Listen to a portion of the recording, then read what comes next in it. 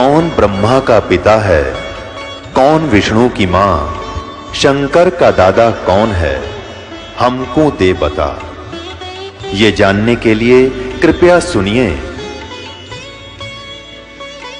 जगत गुरु तत्वदर्शी संत रामपाल जी महाराज के अमृत वचन सर्व पवित्र धर्मों के पवित्र शास्त्रों के आधार पर।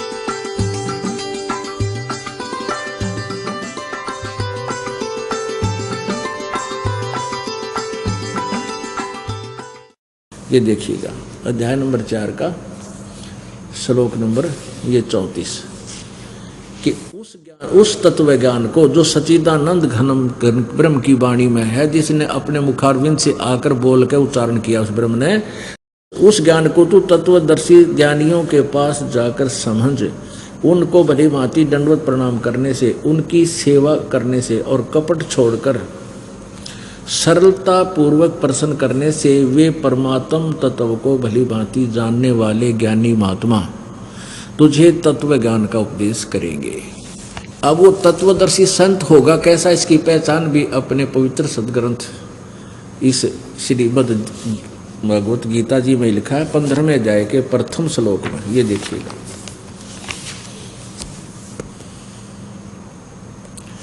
अथ पंचदशो अध्याय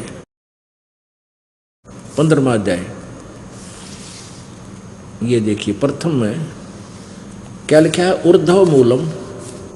ऊर्ध्व मूलम अधः शाखम अश्वत्थम प्राहु अव्यम छंदासी यस्य प्रणानी ये तम वेद स वेदवित्। ऊर्ध्व मूलम अधः शाखम, ऊपर को जड़ वाला नीचे को शाखा वाला, यो अविनाशी पीपल का वृक्ष कहा जाता है। एवं माने अविनाशी और अश्वत्थम माने मजबूत वृक्ष, पीपल का वृक्ष समझो। प्राहु माने कहा जाता है संसार रूपी वृक्ष है। और छंदासी यस्य प्रणानी, उसके छंदासी माने विभागों को, छंद टुकड़ों को, उसके पत्ते आदि को, यह तम जो जानता है, स वेदवित्, यह तम वेद जो जानता है, वेद माने जानना होता है, जिसको उसका ज्ञान है। स वेदवित्, वह वेद के तात्पर्य को जानने वाला है, अर्थात वो तत्वदर्शी संत है। आदि पुरुष परमेश्वर मूल वाले, इन्हीं के द्वारा अनुवाद पढ़िए। यहाँ गलत किया इन्होंने, अधः शाखम, अधः का अर्थ इन्होंने लिख दिया ब्रह्मा रूप मुख्य शाखा वाले। ये ब्रह्मा विष्णु महेश के ऊपर इनकी बुद्धि ना थी, अनुवाद के खाक करेंगे ये। यहाँ लिखा अधः शाखम, अधः माने नीचे होता है, इन्होंने किया है। अध्याय श्लोक नंबर 2 में, इसी 15वें में यहाँ देखना, इस 2, ये 3 नंबर है, ये 2 नंबर का अनुवाद है। अधः माने नीचे, अधः, और यहाँ लिखा अधः माने नीचे, तो हम इसी को ठीक कर लें यहाँ से। अधः शाखम ऊर्ध्व मूलम, आदि पुरुष परमेश्वर रूप मूल वाले, यानी ऊपर को जड़, ऊर्ध्व लिखना था, ऊपर को जड़ वाले, अर्थात ऊपर को जड़ तो समझो वो आदि परम परमेश्वर यानी परम अक्षर ब्रह्म है। ये जड़ इस वृक्ष, संसार रूपी वृक्ष की, जिससे सबको राहत मिलती है, जड़ से खुराक जाती है पूरे वृक्ष को। अधः शाखम, यहाँ लिखना है हमने नीचे को शाखा वाला, अधः माने नीचे। ये तो जहाँ बिजली थे बड़ा गोबर कर दिया ना। यहाँ देखो, संसार रूपी पीपल के वृक्ष को अविनाशी कहते हैं, वेद जिसके पत्ते कहे। इन्होंने छंदासी माने वेद लिख दिया, ठीक है। ये अर्थ कुछ भी बना सकते, लेकिन इसका सीधा अर्थ है इसके विभागों को, जो पत्ते आदि विभाग हैं कहे जाते हैं, और उस संसार वृक्ष को ये वेद, ये माने जो पुरुष, मूल सहित जड़ से लेकर पत्तों तक जो बता देगा तत्व से जानता है वह वेदवित वह वेद के तात्पर्य को जानने वाला है, यानी वो वेद को सही जानता है, अर्थात वो तत्वदर्शी संत है। अपने आत्मा अध्याय नंबर 15 के श्लोक नंबर 2, 3, 4 में ये बताया है कि तीनों गुण रूप शाखाएं हैं। ये देखना अध्याय नंबर 15 का अब श्लोक नंबर 2 और पढ़ ले। उस संसार वर्ष की तीनों गुण रूप ये जल से बड़ी हुई शाखा, विश्व परवाला शाखा। आप संस्कृत भी पढ़ सकते हैं क्योंकि देवनागरी लिपि है, आप शिक्षित हो और इसमें कोई हम आसानी से पढ़ सकते हैं। देखना ये विषय परवाला शाखा, विषय भोग रूप कोपलों वाली देव मनुष्य और तरका, ये जिनकी अपनी सोच है। विषय परवाला माने विषय वासना रूपी ये शाखा हैं, नीचे और ऊपर फैली हुई है मनुष्य लोक में। कर्मों के अनुसार बांधने वाली यानी ब्रह्मा विष्णु महेश, ये रजगुण ब्रह्मा सतगुण विष्णु तमगुण शिव जी हमें यहाँ कर्मों के बंधन में बांधने की मुख्य कारण है, मूलानी जड़ है। अपनात्मा देखो ज्ञान ऐसे समझा जाएगा इस पवित्र सदग्रंथ का। वहाँ तो लिखा है कि संसार रूपी वृक्ष की जड़ ये परमात्मा पूर्ण ब्रह्म है जिससे सबको राहत मिलती है। और यहाँ लिखा है दूसरे मंत्र में कि ये रजगुण ब्रह्मा सतगुण विष्णु तमगुण शिव जी तीनों गुण रूपी शाखा है इस उल्टे लुट के संसार रूपी वृक्ष की, और ये आपको कर्म अनुसार यहाँ बांधे रखने की मूल है, जड़ है, मुख्य कारण है।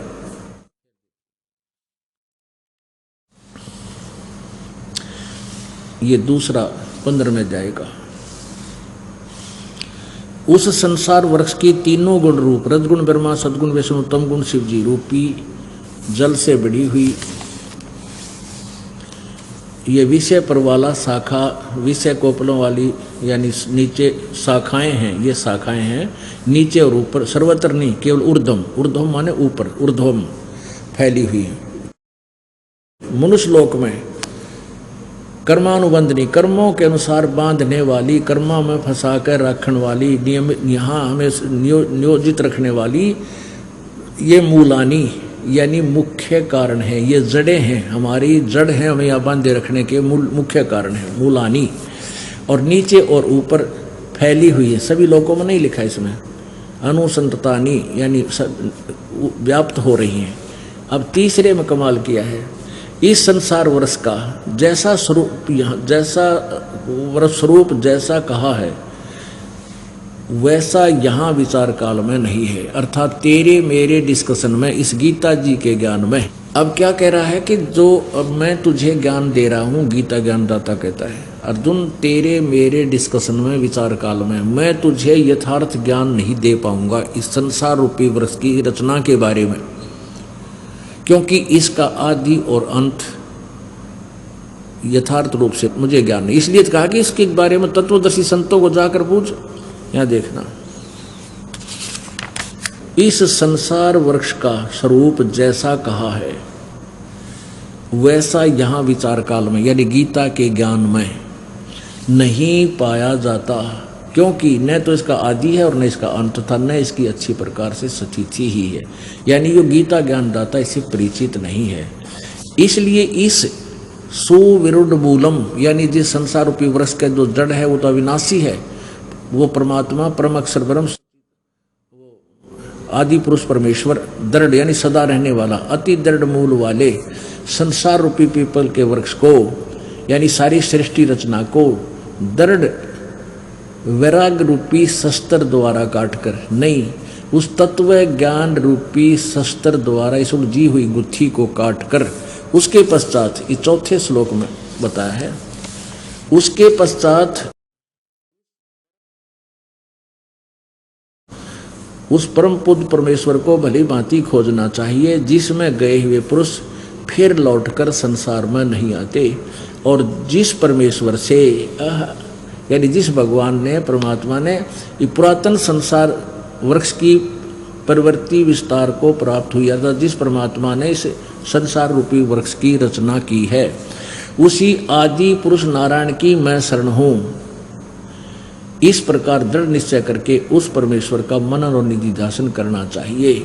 यानी इससे सिद्ध है कि गीता ज्ञान दाता अपने बारे में कह रहा है कि मैं तो नासवान हूं, तू भी नासवान है, पहले भी जन्म हुआ, आगे भी होगा, और मेरा ओम नाम है। और उस परमात्मा के बारे में जो सारी सृष्टि का रचनहार है, परम अक्षर ब्रह्म है, उसकी जानकारी किसी तत्वदर्शी संत से प्राप्त करें। और तत्वदर्शी संत से प्राप्त ज्ञान के आधार से आपको तत्व ज्ञान रूपी शस्त्र द्वारा इस उलझी हुई गुत्थी को काट कर उसके बाद उस परम पद परमेश्वर के उस परम पद को खोजना चाहिए। इसका अर्थ ये बनता है कि जहां जाने के बाद फिर कभी जन्म मृत्यु नहीं होती, साधक फिर लौटकर संसार में कभी नहीं आते, और मैं भी उसी की शरण हूं। वैसे गीता ज्ञान दाता खुद कह रहा है कि मैं भी उसी की शरण में हूं, केवल उसी की पूजा कीजिए। उसी के बारे में गीता जी अध्याय नंबर 18 के श्लोक नंबर 62 में कहा है कि अर्जुन तू सर्वभाव से उस परमेश्वर की शरण में जा, उस परम अक्षर ब्रह्म की शरण में जा, जिसकी कृपा से तू परम शांति को और सनातन परम धाम को प्राप्त होगा। अपनात्मा वो परमात्मा कौन है? यहाँ थोड़ा सा एक और समस्या आ जाती है कि रजगुण ब्रह्मा है, सतगुण विष्णु, तमगुण शिव जी। ये कंसेप्ट क्लियर करना घना जरूरी है, और ये अपने सदग्रंथों में ही इनकी जो ना हिस्ट्री लिखी है, इनकी इतिहास में लिखा हुआ वही पढ़कर सुनाते हैं। ये देखिएगा श्रीमद् देवी भागवत हिंदी टीका सहित प्रथम भाग, ये कहाँ से प्रकाशित है? अथ देवी भागवतम सभाष्टिकम सहमाटम, यह है खेमरा श्री कृष्ण दास प्रकाशन बंबई से प्रकाशित है। इसके देखिएगा ये तीसरा सकंद यहाँ से प्रारंभ होता है। अथ श्रीमद् देवी भागवते भाषा टीका युक्ते तृतीय सकंद प्रारंभते। अब इसमें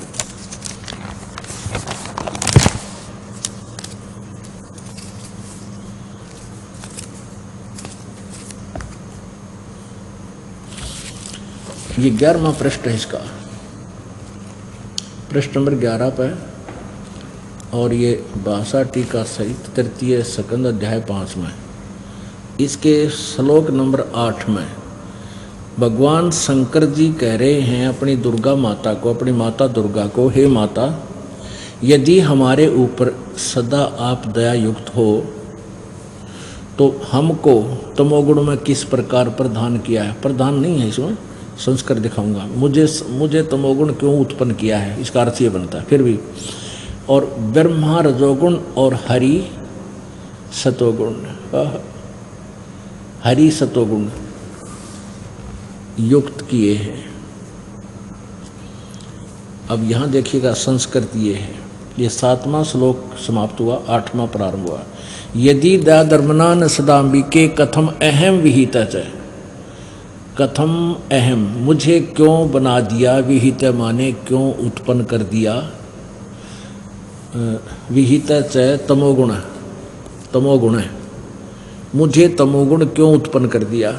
और कमल जय, कमल से उत्पन्न होने वाले ब्रह्मा को रजोगुण संभव, रजोगुण क्यों बना दिया, क्यों उत्पन्न कर दिया।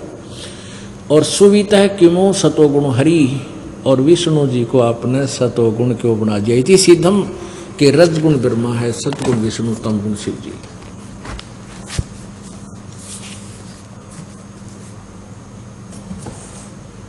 अब ये इसलिए दिखा कि जो पीछे आपने देखा अपने आत्मा दास का केवल इतना ही प्रयत्न है। परमात्मा यही बता रहे थे कि गीता जी अध्याय नंबर 16 के श्लोक नंबर 23 में लिखा है कि शास्त्र विधि को त्याग कर जो मनमाना आचरण कर, शास्त्र विधि को त्याग कर जो मनमाना आचरण करते हैं उनकी ना तो सुख होता है, ना उनकी गति होती है, और ना ही उनको कोई सुख होता है। ने उनकी कोई सिद्धि प्राप्त होती है, अर्थात यूजलेस। अब ये प्रसंग यहाँ से शुरू हुआ था कि न तो ब्रह्मा जी को ज्ञान है, न विष्णु जी को ज्ञान है, न शिव जी को ज्ञान है। अब यहाँ देखिएगा, ब्रह्मा विष्णु महेश जी की सती थी, उनके ज्ञान की सती थी। अब तभी हम परमात्मा को समझ पाएंगे, जिनको हम भगवान मानते थे उनकी सतीथि से परिचित हो जाएंगे, तभी हम उनसे हटकर अपने यथार्थ मार्ग पर आएंगे। ये निंदा नहीं है दास जो कर रहा है, ये तो एक अनमोल काम कर रहा है।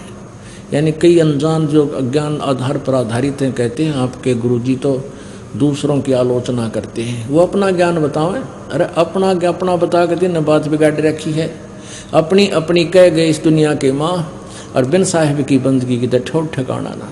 हम निंदा नहीं करते, हम सदग्रंथों को आपके रूबरू कर रहे हैं, और सदग्रंथों में जो लिखा है उनको आप सच्चा मानते हो, क्योंकि जो आपके गुरुजी थे वो यही बताते थे कि हम ये ज्ञान पुराणों से आपको बता रहे हैं, वेदों से बता रहे हैं, गीता जी से बता रहे हैं।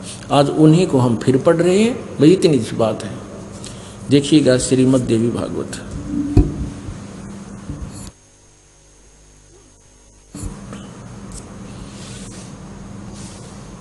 गीता प्रेस गोरखपुर से प्रकाशित है।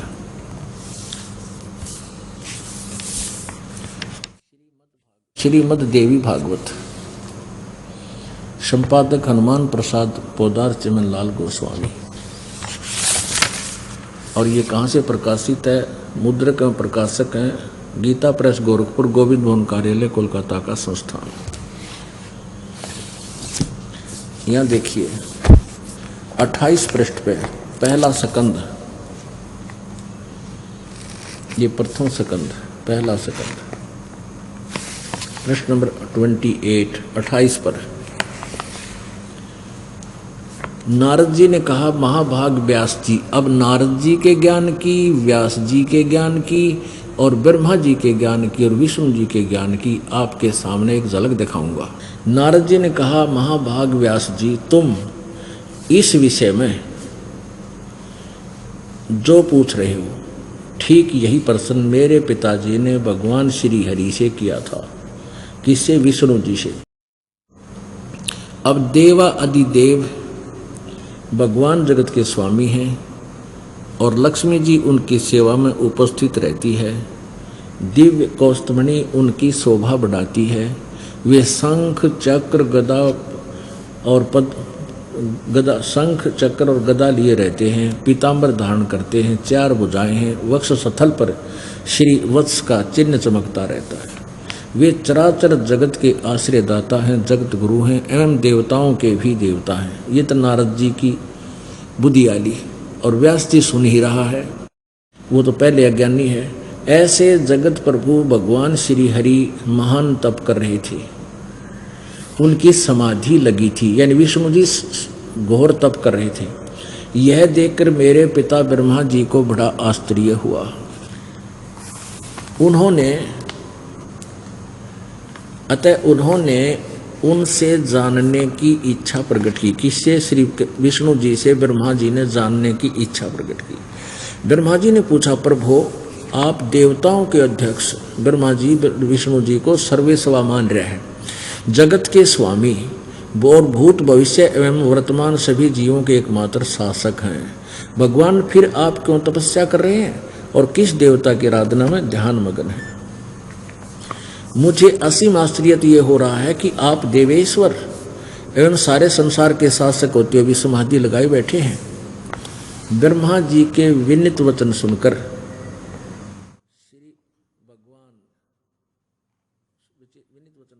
भगवान श्री हरि उनसे कहने लगे,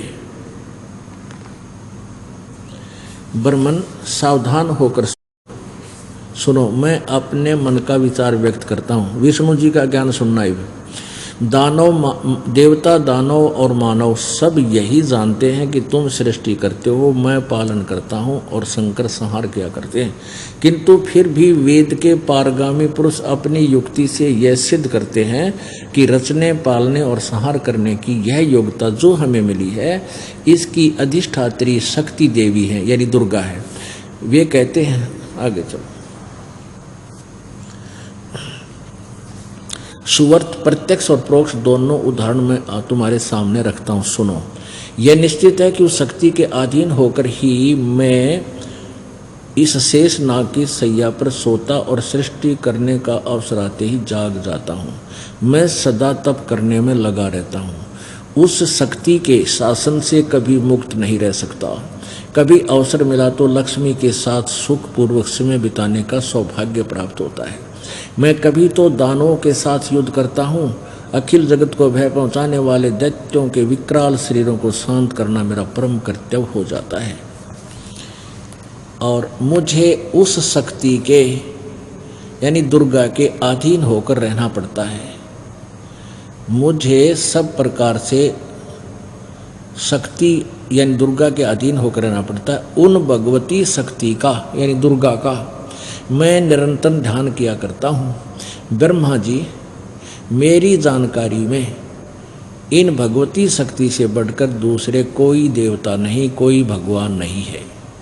आलिया विष्णु जी के ज्ञान का ओढ़ विष्णु जी का है, मैं दुर्गा से ऊपर किसी भगवान को नहीं जानता। मेरी जानकारी में दुर्गा सुप्रीम पावर है, सुप्रीम गॉड है, मैं इसकी पूजा करता हूँ। अपने आत्माओं, एक तो ये देख लो, परमात्मा पहले कहा करते थे, भाई तन दर सुखिया कोई न देखा, जो देखा सो दुखिया हो। उदय अस्त की बात करते हैं, मन सबका किया विवेक का हो, सबका किया विवेक का हो। क्या बताते थे भाई, साच कहूँ तो जग ना माने, पर झूठ कही ना जाई हो।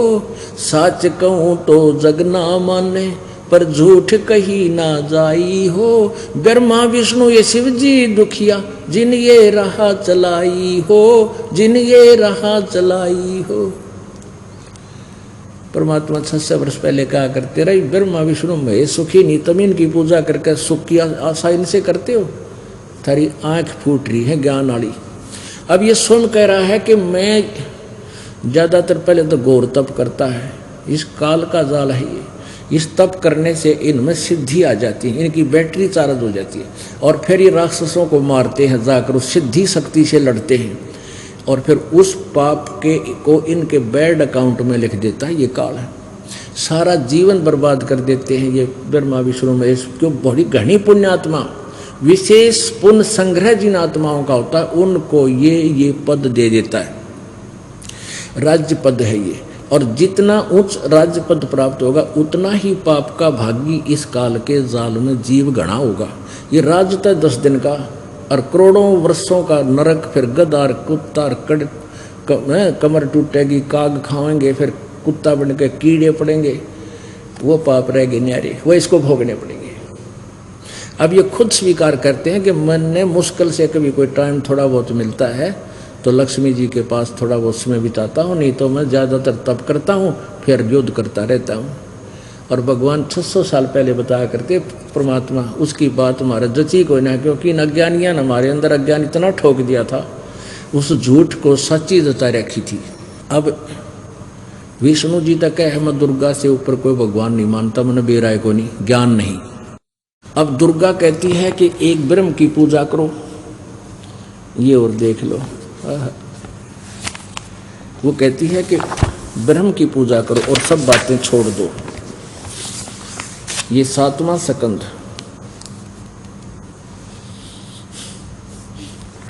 और प्रश्न नंबर 562 पे संक्षिप्त देवी भागवत। देवी के द्वारा हिमालय को ज्ञानोपदेश, ब्रह्म स्वरूप का वर्णन।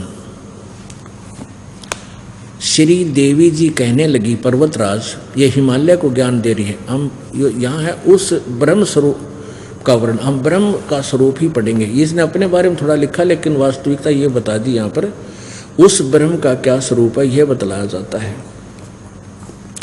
जो प्रकाश रूप सबके अत्यंत समीप में स्थित गुह है, हृदय रूप गुहा में स्थित होने के कारण गुहाचर नाम से प्रसिद्ध है, और महान पद अर्थात परम प्राप्य है। वह समस्त प्रजा के ज्ञान से परे है, अर्थात किसी की बुद्धि में आने वाला नहीं है, यह तुम जानो।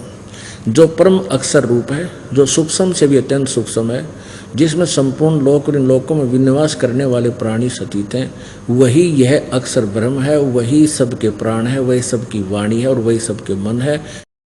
वह यह परम सत्य और अमृत अविनाशी तत्व है। यानी ब्रह्म को कदे अक्षर परम कह रही है, क्योंकि इसको भी ज्ञान नहीं है दुर्गा को। और उस वेदने योग्य लक्ष्य का तुम वेदन करो, मन लगाकर उसमें तन्मय हो जाओ। सौम्य उपनिषद में कथित महान अक्षर रूप धनुष लेकर उस पर उपासना द्वारा तीक्ष्ण किया हुआ बाण संधान करो और फिर भावानुगत चित्त के द्वारा उस बाण को खींचकर उस अक्षर रूप ब्रह्म को ही लक्ष्य बनाकर वेदन करो। परवण उसका नाम है, यानी ओम तो मंत्र धनुष है, जीवात्मा साधना करती है वो बाण है, और ब्रह्म उसका उद्देश्य है, ब्रह्म लक्ष्य कहा जाता है। यहाँ देखिएगा, उस एकमात्र परमात्मा को ही जाने, दूसरी सब बातें छोड़ दो। उस एकमात्र ब्रह्म को ही जाने, दूसरी सब बातों को छोड़ दे। यानी और किसी भी देव की पूजा नहीं करनी, अपनी को भी मना करती है ये। यही अमृत रूप परमात्मा के पास पहुंचाने वाला पुल है। संसार समुद्र से पार होकर अमृत स्वरूप परमात्मा को प्राप्त कराने का यही सुलभ साधन है। जिस प्रकार रथ के चक्कर मारे लगे, यहाँ देखो, इस आत्मा का ओम के जप के साथ ध्यान करो। ओह, कि उस परमात्मा की भक्ति केवल ओम का नाम से जाप करो।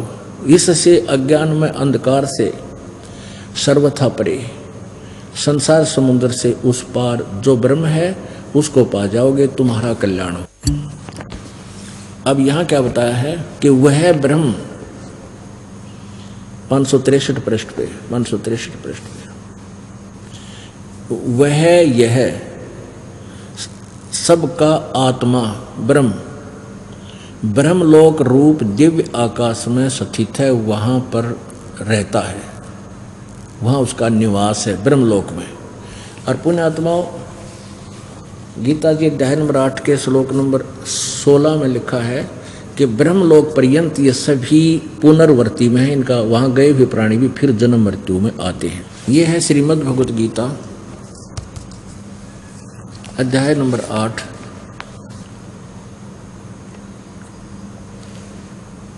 और श्लोक नंबर 16। हे अर्जुन, ब्रह्मलोक पर्यंत सब लोग पुनरावर्ती में हैं। यहाँ देखना, इन पुनरावर्ती का क्या अर्थ दिया है, अर्थात जिनको प्राप्त होकर पीछे संसार में आना पड़े, ऐसे इसको पुनरावर्ती का इन्होंने यहाँ इसका सरलार्थ भी किया है। बताएं कि हे अर्जुन, ब्रह्मलोक पर्यंत सब लोग पुनरावर्ती में हैं। अब यहाँ लिखा ना, इन्होंने आगे अनुवाद गलत किया है, परंतु किंतु मुझे कुंती पुत्र मुझे प्राप्त होकर पुनर्जन्म नहीं होता। अगर ये नहीं बनता, इसका अर्थ है कि जो ये नहीं जानते, जिसका वास्तविक अर्थ ये है, जो ये नहीं जानते कि ब्रह्मलोक पर्यंत सभी तो उल्टे आते हैं, ब्रह्मलोक में गए हुए वापस आते हैं, जो ये नहीं जानते वो मुझे प्राप्त होकर भी जन्म मृत्यु में ही रहते। इसका अर्थ तो ये बनता है, इन्होंने अनुवाद गलत किया है। यदि ये अनुवाद सही हो इनका कि मुझे प्राप्त करके फिर कभी जन्म मृत्यु नहीं होती, तो फिर वो सारे श्लोक गलत हो जाते हैं। दूसरे अध्याय का 12वां, चौथे अध्याय का गीता जी के 4था और 9वां, चौथे अध्याय का 5 से लेकर 9, और भी काफ़ी जगह इसने बताया है कि उस परमात्मा की भक्ति कर वही पूर्ण मोक्षदायक है। तो इससे ये सिद्ध हो गया कि ब्रह्मलोक तक गए हुए भी जन्म मृत्यु में आते हैं, उनका पूर्ण मोक्ष नहीं होता। इति सिद्धम। अब ब्रह्म कहता है, आपने अभी पहले सुना कि हे अर्जुन, तू सर्वभाव से, गीता जी अध्याय नंबर 18 के श्लोक नंबर 62 में, तू सर्वभाव से उस परमेश्वर की शरण में जा जिसकी कृपा से, यानी वो उसकी पूजा के लिए बताता। जैसे गीता जी अध्याय नंबर 15 के श्लोक नंबर 4 में आपने पढ़ा कि तत्व ज्ञान प्राप्त होने के उपरांत उस परम पद परमेश्वर की खोज करनी चाहिए, जहाँ जाने के बाद फिर कभी लौटकर संसार में साधक नहीं आते। और जिस परमात्मा ने सारे ब्रह्मांडों की रचना की है और मैं भी उसी की शरण में हूँ, ये दृढ़ निश्चय करके उससे की भक्ति करनी चाहिए। और यही गीता जी अध्याय नंबर 18 के श्लोक नंबर 62 में कहा है कि अर्जुन, तू सर्वभाव से उस परमात्मा की शरण में जा। वो परमात्मा कौन है, कैसा है, कहाँ रहता है? वह परमात्मा परम अक्षर ब्रह्म है। और उसका नाम कबीर देव है, कबीर साहब है। उसके विषय में आपको जानकारी देते हैं। उस सूक्ष्म वेद की कुछ उस अमर वाणी को आपको सुनाते हैं, जो कितनी मार्मिक है, कितने गूढ़ रहस्य से युक्त है। आदरणीय गरीबदास साहिब जी को परमात्मा की प्राप्ति हुई। परमेश्वर स्वयं आकर के उनको गांव छुड़ानी, जिला झज्जर, हरियाणा प्रांत, भारतवर्ष में वो स्वयं परमेश्वर पूर्ण ब्रह्म परम अक्षर ब्रह्म एक साधु रूप बनाकर गरीबदास जी को खेतों में मिले, जिसमें गरीबदास जी अपनी ही गायों के पाली थे, गवाले थे। वहाँ से उनकी आत्मा को सचखंड सतलोक लेकर गए। ब्रह्मा विष्णु महेश की सब सतिथि से परिचित करवाया। आज से लगभग 250 वर्ष पहले गरीबदास जी ने आंखों देखा वर्णन कबीर परमेश्वर की महिमा का लिखा हुआ है अपनी अमरवाणी में, और कबीर जी ने उनके अंतःकरण में अपना वो सूक्ष्म वेद फीड कर दिया था। उन्होंने दोबारा फिर उस परमात्मा के ज्ञान को दोबारा प्रकाशित किया। कस्तूरी नाम कबीर है, बिन छेड़े मैं कंते, आदि अंत की कहते हूँ, पटतर कोई न सुनते। कस्तूरी नाम कबीर है। आय हाय, कहते हैं कस्तूरी की इतनी अच्छी सुगंध होती है, उस न छेड़ो, उसको कहीं पर लगाओ या ना लगाओ, जहाँ भी वो रखी है उसकी आसपास के क्षेत्र में अपने आप सुगंध फैल जाती है। कस्तूरी नाम कबीरे है, बिन छेड़े मैं कंते, आदि अंत की कहत हूँ, पटतर कोई न संत। उसके बराबर ना तो कोई संत है और ना ही कोई भगवान है। आदि अंत यानी शुरू से लेकर आखिर तक का ये निचोड़ सुन ले। चिदानंद चंदन कला अवगत लहर उठनते, जिन आकार अजोखे पद त्रिकुटी में दिखनते। नैनो मद निरखत रहे अवगत नाम कबीर, बेड़ा पार लगाए हूँ सुरत सरोवर तीर। ना सतगुरु जननी जन्या, जाके माने बाप। अब गरीबदास साहिब जी आंखों देखा बता रहे हैं कि वो कबीर परमात्मा जो सतगुरु रूप में यहाँ आते हैं, यथार्थ ज्ञान देते हैं। ना सतगुरु जननी जन्या, जाके मायन बाप, पिंड ब्रह्मंड से बाहर है जहाना तीनों ताप। नैनो मद निरखत रहे अवगत नाम कबीर, बेड़ा पार लगाए हों सुरत सरोवर तीर। दो नैनो बीच कमल है उजल हिरंबर धाम, शेष शेष फुल रटत है जिन्होंने पाया राम। कहते तुम क्या साधना करते हो, जय राम राम राम जय जय राम, सीताराम राधे श्याम, राम राम राम राम। कहते इस राम राम के करने से यदि तुम्हें भगवान मिल जाता तो शेष नाग जी 1000 उसका मुंह है फन, और एक फन में 2 जीव हैं, और एक बार में वो 2000 बार राम राम जब पैर उससे दिन का लाग रहा जब तक जन्म हुआ है, आज तक तो उसने राम मिला कोई नहीं। यानी गुण तीनों की भक्ति में ये भूल पड़ो संसारे, कहे कबीर निज नाम बिना वही कैसे उतरो पारे। निज नाम यथार्थ मंत्र, यथार्थ भक्ति मंत्र नाम के बिना तुम पार नहीं हो सकते। गरीब शेष 88 ना गए, 2400 पर चोख, 3300 पर तलब है कोई बकरा कोई बोक। क्या बताते हैं कि ना तो ये 88,000 ऋषि पार हुए, और ना ये 24 अवतार और 33 करोड़ ये देवता। इनके ऊपर भी काल का जाल है, काल का फरमान इनके पास आता है, काल का तलब है, और ये 84 लाख योनियों में धक्के खाते हैं, भटकते हैं। कोई बकरा बनता है, कोई बोक बनता है। एक बार जब राजा युधिष्ठिर जी ने यज्ञ की थी, अश्वमेध यज्ञ की थी इसलिए कि मेरे को ये भयंकर स्वप्न दिखाई दे रहे हैं, ये किसी प्रकार ये तीन ताप का कष्ट मेरा हरण हो, दूर हो।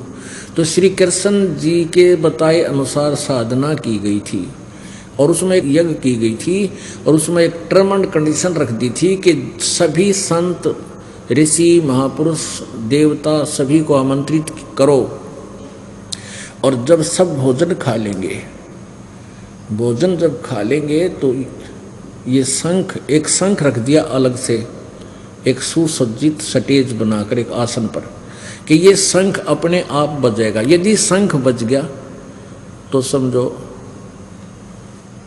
आपकी यज्ञ पूर्ण होगी, यानी तुम्हारा संकट निवारण हो जाएगा, अन्यथा नहीं होगी।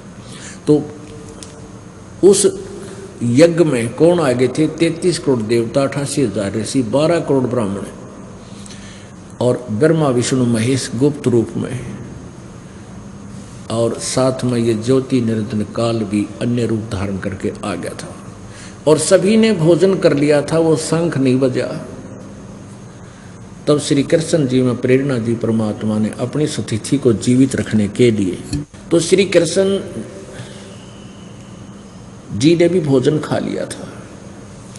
अब युधिष्ठिर जी ने पूछा, प्रभु हमारे पाप गणे हैं, हमने बहुत जुल्म किया महाभारत के युद्ध में, जिस कारण से हमारी यज्ञ पूर्ण नहीं हुई, शंख नहीं बजा और सभी ने भोजन खा लिया, प्रभु हम घने पापी हैं। श्री कृष्ण जी ने कहा था, भाई इसमें शंख बजाने वाला कोई साधक है ही नहीं, और ये जितने दिखाई देते ना अपने, ये भक्त नहीं है, ये ऋषि, ये मोक्ष मार्ग को पर नहीं लगे हुए ब्रह्मा, ये सभी देवता जितने 33 करोड़ देवता, 88,000 ऋषि,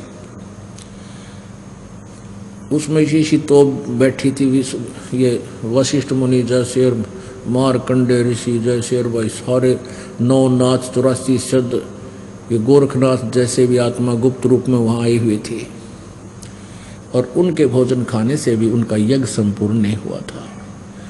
तो श्री युधिष्ठिर जी उनके मुंह की तरफ देख रहे, श्री कृष्ण जी की तरफ, जैसे हक्के बक्के से रह जाते हैं कि ये भगत को ना।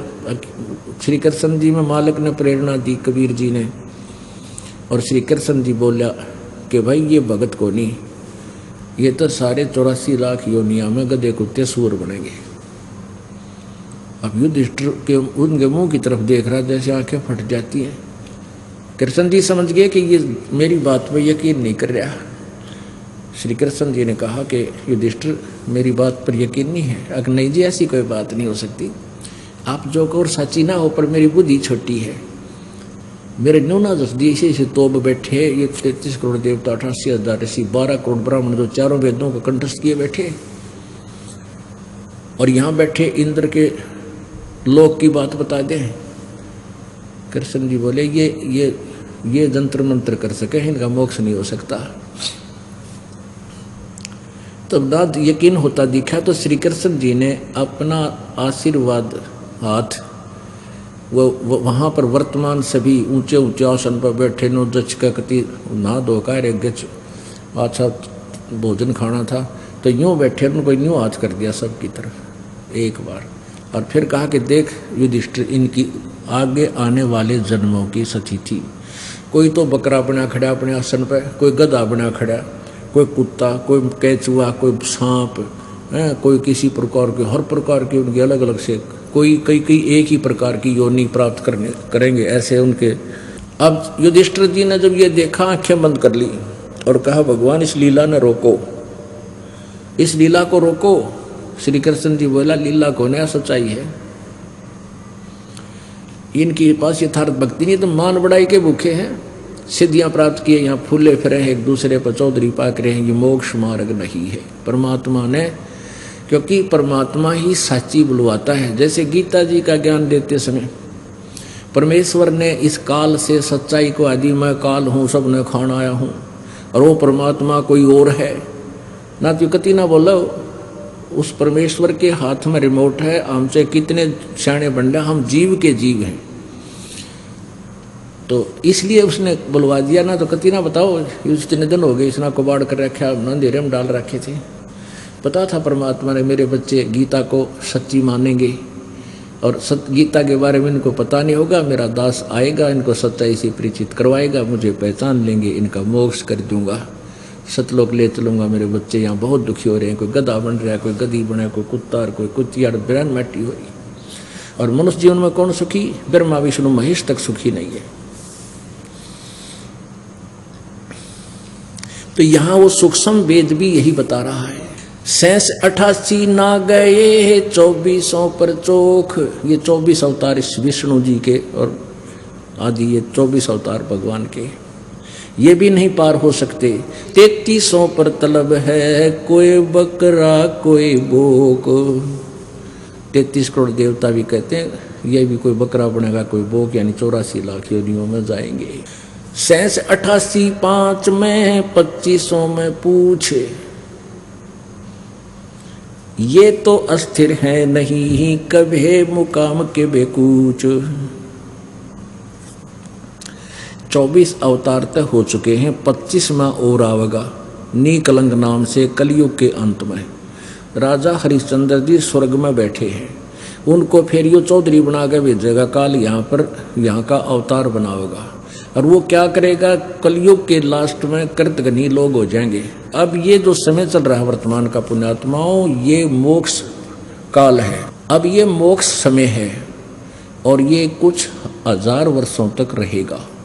एक बार फिर पुनः स्थिति ऐसी आएगी पृथ्वी पे जैसे सतयुग में हुआ करता था, क्योंकि सब मार धाड़ कर रहे हैं, चोरी लूटी खसोटी माया जोड़न की होड़ लाग रही है, किसी का बरकत नहीं, किसी को शांति नहीं, सबकी दुर्गति दूने दुख।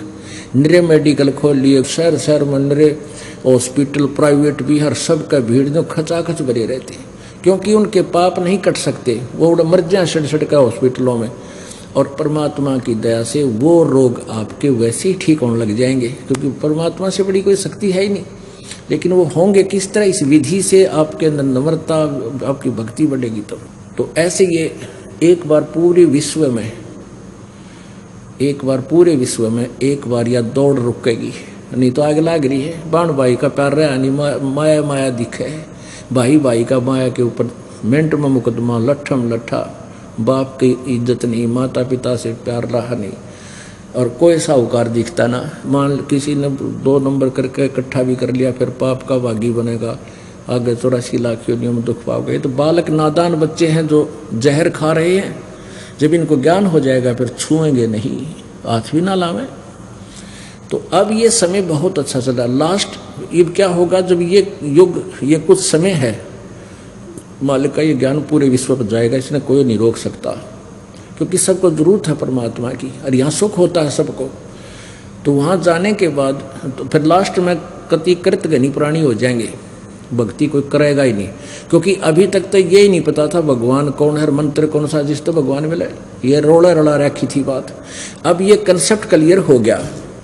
अब कबीर परमात्मा ने क्या बताया था कि 9 मन सूत उलझिया, ऋषि रहे जखमार, और सतगुरु ऐसा सुड़ जाए दे उड़ जाए ना दूजी बार। 1 किलो सूत हो ना, सूत धागा, पहले कच्चे सूत होया करते, वो उलझ जाता, जब उन्हें खींचा तो टूट जा, गांठ पड़े, वो धीरे धीरे सुलझाना पड़ता था। वो सारे दिन में 1 किलो भी सुलझ कर नहीं देता था।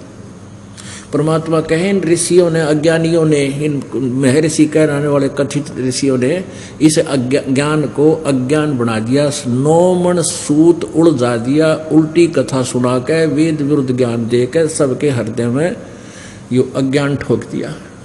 अब 9 मन सूत उलझा रखा है इस ज्ञान का, और कहते हैं 9 मन सूत उलझिया, ऋषि रहे झकमार, और सतगुरु ऐसा सुलझा दे उलझे ना दूजी बार। अब यो ऐसा सूत सुलझा दिया गया है, ये तत्व ज्ञान रूपी एक ऐसा रोशनी दे दी है, ये सारा सूत सुलझा कर तय करके रख दिया। अब ये उलझ नहीं गा, इस कलयुग में नहीं उलझेगा यो ज्ञान, जिसने भक्ति चाहिए। अगर भक्ति करना बंद कर देंगे वो अलग बात है, क्योंकि ये कुछ दिनों तक ये साइंस काम करेगी। अब पुण्यात्माओं, आज साइंस के चक्कर में आकाश में बना के विमान घूम रहे हैं, इससे भूल गए भगवान को। अगर 2 वर्ष वर्षा ना करे परमात्मा, ये धरे के धराए रह जाएंगे। कंप्यूटर, सैटेलाइट, नेट, इंटरनेट, इन्हें कोई देखने ही ना रहेगा, मर जा भुगत भुगत तरफ का। तो एक समय ऐसा आएगा कलयुग में, फिर काफी वर्षों के बाद वर्षा बंद हो जाएगी। ऐसे वर्षा पड़ा करेगी जैसे वो, इस साइंस का नामो निशान नहीं रहेगा। और सब कृतघ्नी प्राणी हो जाएंगे, कच्चा मांस खाओगे, चोरी जारी करके सारे, मतलब ऐसा बुरा हाल हो जाएगा। और 5 वर्ष की लड़की के संतान होनी शुरू हो जाएगी। 20 वर्ष की आयु होगी, उसमें 5 खंड होंगे। 15 वर्ष की आयु में सभी मनुष्य, स्त्री पुरुष, युवा भी हो लेंगे, बूढ़े भी हो लेंगे, मर भी लिया करेंगे। और बिल खोद के, क्योंकि कद बहुत छोटा हो जाएगा, 1.5 फुट का, और पूरी पृथ्वी पर जैसे कीड़े मकोड़े हुआ करें, इतनी जनसंख्या हो जाएगी। बिल खोद खोद का अपने वो मकान बना लिया करेंगे। और फिर इतने कृतघ्नी हो जाएंगे, भगवान का कोई नाम रख लेगा नहीं, सभी दुष्ट हो जाएंगे। तो उस समय ये नीकलंक नाम का अवतार होगा, 25वां अवतार, और 10वां भी उसी को कहते हैं, 25वां भी उसी को कहते हैं। उसकी बहुत लंबी खड़ग होगी, तलवार होगी, वो अच्छी मजबूत शरीर का होगा। और फिर इनको ऐसे काटेगा जैसे अड़ंगा काटा कर किसान खेत में, इन सभी को मारेगा। उस समय किसी के हृदय में जरा सा भी कोई परमात्मा की जगह बची हुई होगी। वो कौन होंगे? वो आप में से होंगे, क्योंकि जो ई पार हो गए, पूरा विश्वास करके, भक्ति सत करके, मर्यादा में रहे तो पार हो जाएंगे। और कुछ रह गए, काल के हाथ लग जाएंगे, उनका फिर मनुष्य जन्म होता रहेगा इस पुण्य के कारण। और भक्ति आगे करेंगे नहीं, वो पुण्य ही उनके कई जन्मों तक चलते रहेंगे। फिर थोड़ी बहुत चाह उनके भगवान की फिर भी रही रहेगी, उसमें फिर वो बचेंगे। और जमीन जो है 3 हाथ समझो, 4.5 फुट नीचे तक, इसमें ऊपर से लेकर 4.5 फुट तक उपजाऊ अंश नहीं रहेगा। आप देख रहे हो, एक फसल को तैयार करने के लिए दे खाद पे खाद, दे खाद पे खाद, यूरिया और फलाना, और कितने कट्टे इसमें जहर ठोकर लाए गए। अंत में यह कति निष्क्रिय हो जाएगी, यह योग्य नहीं रहेगी काश्त करने की, उपजाऊ नहीं रहेगी। तो फिर क्या होगा कि फिर बहुत जबरदस्त वर्षा होगी, पूरी पृथ्वी पर जल ही जल कई फुट खड़ा हो जाएगा। और कई वर्षों में जाकर के वो धीरे धीरे सूखेगा। और नीचे जो जहर चला गया पृथ्वी में, वो ऊपर आएगा, ऊपर आकर के वो ऊपरली सतह पर, पृथ्वी को नीचे से फिर घास जमेगा, ऊपरली सतह पर वो विष खत्म हो जाएगा। और नीचे से उपजाऊ अंश काफ़ी वर्षों तक जब उसमें खड़ा रहने से फिर घास फूस पैदा होगा पृथ्वी पर, पेड़ पौधे हो जाएंगे हरिये पर। और वातावरण दूषित होने के कारण आपका कद घट जाएगा, इस जीव का कद, हाइट कम होती चली जाएगी। तो प्रदूषण को फिर ये वृक्ष ठीक करेंगे, पूरी पृथ्वी पर वन ही वन हो जाएंगे। और सारे जो प्रदूषण को, वन ऑक्सीजन को छोड़ेंगे, कार्बन डाइऑक्साइड ग्रहण करेंगे। इस प्रकार ये पूरे वातावरण को फिर परिवर्तित कर देंगे। और फिर क्या होगा कि माता पिता तो छोटे छोटे होया करेंगे, और बेटा बेटी उनसे दुगनी उम्र के, दुगनी हाइट के होने लग जाएंगे कुछ ही दिनों में। और फिर सतयुग प्रारंभ हो जाएगा। और जो अच्छी आत्माएं फिर सतयुग में जन्म लेंगी, लेकिन वो होंगी वही जो अब विचलित रह जाएंगी, और ईब पार होगी, उनका फिर जन्म नहीं होगा। वहाँ आपकी ऐसे ही मनुष्य जीवन होगा, आपका ऐसा ही परिवार होगा। जैसे आप यहाँ जन्मे तो आपको धीरे धीरे आपका पूरा एक संसार बस गया, ऐसे ही वहाँ आपका एक परिवार होगा। जो अच्छी आत्माएं आपके बच्चे हैं, अगर वो भक्ति करके तो ये बच्चे आपके साथ वहीं आ लेंगे। और नहीं, वहाँ पर आपको बहुत अच्छी व्यवस्था होगी, और वहाँ से भी आपको अलग से परिवार आपका उसी तरह होगा। और मृत्यु नहीं, बुढ़ापा नहीं, और किसी चीज़ का अभाव नहीं। तो यहाँ जो प्रसंग चल रहा था, 88 में 2500 में पूछे, ये तो अस्थिर है नहीं, कबे मुकाम कबे कूच। 88,000 ऋषियों में, और ब्रह्मा, विष्णु, महेश, माया और धर्मराया, इन 5 को में, और फिर ये तो अस्थिर है नहीं, और कदे मुकाम कदे कूच, यानी इनकी भी सबकी जन्म मृत्यु होती है। ये स्थिर नहीं है, ये अविनाशी नहीं है। 10वां तो अवतारे है हिमालय का नीर, बहुत तक गोते खाएंगे सतगुरु कहे कबीर। शब्द संदेशा कहते हूँ भिन्न भिन्न भेद विचार, इसको माया जानियो 9-10वां अवतारे। माया माने ये भी जन्म मृत्यु के अंदर माया के खिलौने हैं। 9वां और 10वें जो अवतार हैं ये भी माया ही के अंदर, काल के अंदर ही उलझ पुलझ हैं। कृष्ण कन्हैया राम हैं ये बलि 52 अवतार, अरणा कुश नरसिंह है सब माया विस्तार। वो तो अचल अनूप है नूरी दे शरीर, वो परमात्मा और है जिसका नूरी शरीर है, तेजो में शरीर है, तेज पुंज का शरीर है। अब हमारा शरीर है 5 तत्वों के पुंज का, पुंज माने समूह, 5 तत्वों का पुंज है, और वो केवल एक नूरी तेज पुंज का शरीर है परमात्मा का। निराकार शरीर है मालिक, निराकार है परमात्मा, निराकार नहीं नर आकार, मनुष्य जैसा साकार है। धरता को करता कहें बड़ा अंदेशा मोहे, पारस पद भेंटा नहीं जिसको कहिए लोए। लोक अलोक द्वीप सब पूर्ण पद प्रकाश, धौल धरनी सब जावेंगे थिर रैसी आकाश। घट में शोक से लक्षलाइए सूतक बड़ा अंधेरे, ये दम गिनती के दिए भाई फेर सको तो फेरे। अहे निचोड़ कर दिया सारे ज्ञान का। क्या बताते हैं कि घट में सूतक बढ़िया, सब के अंदर जो ना शोक सिलसिला, ये सूतक बढ़िया अंधेरे। अब सूतक पातक बोलते हैं, सूतक कहें किसी का खुशी होगी बालक हो गया, और पातक कहें मृत्यु हो जा।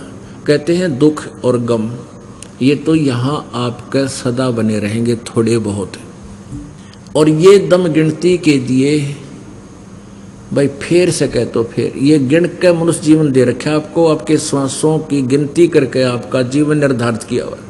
और एक मनुष्य के श्वास की कितनी कीमत है।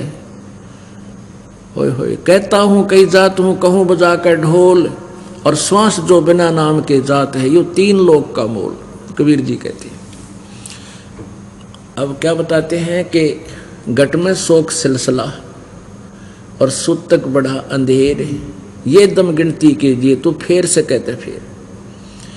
अब कोई कहता जी मैंने नाम ना जप्या 2 दिन, क्यों नहीं जप्या भाई? अब टेंशन सी होगी थी। अच्छा भाई टेंशन में नाम मत छोड़ा, तेने रोटी खानी छोड़ी ना, पानी पीना छोड़ा ना भाई, और है टाइम लगा जब सिनेमा भी देखा तने है तेरा गजब भैया। और छोटी मोटी, क्योंकि आप बहुत ज़्यादा पाप से ग्रस्त हैं। धीरे धीरे जैसे कपड़ा घना मैला हो गया, एक बार साबुन लाया तो थोड़ा सा कुछ दिखेगा, अखाई साफ होने लग गया, फिर 2 बार 3 बार 4 बार साबुन लाने से फिर उज्जवल होगा। तो ऐसे ही आप जी भक्ति कर रहे हो, धीरे धीरे धीरे धीरे आपके युगों युगों के ढेर हैं पाप कर्मों के, और ये साबुन और जल अभी प्राप्त हुआ ही शुरू है आप लगाने इसमें, अब देखना निर्मल हो जाओगे। तो इस दौरान, अब जैसे इस दौरान जो जीवन है आपका, इसमें थोड़ी बहुत ठूठा बनी रहा करे, और भक्ति नहीं छोड़नी चाहिए। भक्ति करें पार पड़ेगी, नहीं तो फिर भक्ति छूट गई और ये तो और ज़्यादा बढ़ जाएंगे चूँचाते। एक समय एक दरोगा जी घोड़ी पर चढ़ा जा था, कहीं आ रहा था SHO, और गर्मियों के का समय मौसम था, उस घोड़ी को भी प्यास लग आई और खुद को भी बहुत जोर की प्यास लग रही। एक किसान रहट के द्वारा पानी निकाल रहा था, सिंचाई कर रहा था अपने खेत में। पहले रहट होते थे, पुली सी लगाई जाती थी ऊपर, पुली के ऊपर चैन के ऊपर बाल्टियां वेल्ड करके नीचे से भरकर आती थी, वह पुली घुमाई जाती थी बैलों के द्वारा, जैसे कोल्लू घुमाया करें। तो पहले इसे जुगाड़ होया करते, एक लंबा सा लठ लेकर उसकी पाठ बनाया करते, कोल्लू में डालकर वो सारा जुगाड़ को में तो वो पुली चर्रक करे जो वो चल है, कुछ कोल्लू चर्र चू वो ऐसे चलता था, नीचे तो पानी भरका आता तो लोड में वो पुली में चूं चर ये होती रहती थी। अब दरोगा जी ने देखा कि सामने पानी निकल रहा है, वहाँ पानी मैं भी पीऊँगा और अपनी घोड़ी को भी पियाऊँगा। और घोड़ी पर चढ़ा और उसके निकट आया तो घोड़ी उस रेट्स के चलने से वो चूं चूं जो हो रही थी, ची चूं चूं चल रही थी, उसने बिदक गई और बिदक कर दूर बाज गई। दरोगा जी गुस्से में कहने लगे, रहो रेट वाले, इस चूं चूं को बंद कर, मेरी घोड़ी डरती है। उसने रेट रोक दिया, बैल रोक दिए तो चूं चूं खत्म होगी, तो गिल्ला पानी खत्म हो गया, क्योंकि चूं चूं चल रहा था वो पानी तो। और वो आगे खेतों में सूखे खेत थे, साथ पी रहे थे जल, तो घोड़ी निकट लेकर आया तो जल नहीं पाया। दरोगा जी कहने लगा, वो जल निकाल। उसने फिर बैल आंक दिया, फिर चूं चूं हुई तो घोड़ी फिर 1 किला दूर जा खड़ी हुई। ऊपर दरोगा जी उसने कहा, अरे चूं चूं को रोक। उसने फिर बैल रोक दिए और फिर निकट आया, कहने लगा पानी निकालो। पानी निकालने के लिए फिर चूं चूं, वो अब घोड़ी फिर बाज गई। अब वो किसान बोला, दरोगा जी इस चूं चूं में पी गए तो पी गए ना, दोनों मरोगे तुम। तो भैया संसारिक जो टेंशन पेंशन थोड़ी बहुत चूं चूं हो जाएगी, लेकिन इस राम नाम ने पिए जाइयो ना तो बिरन मिट्टी हो जाएगी। बोलो सतगुरुदेव।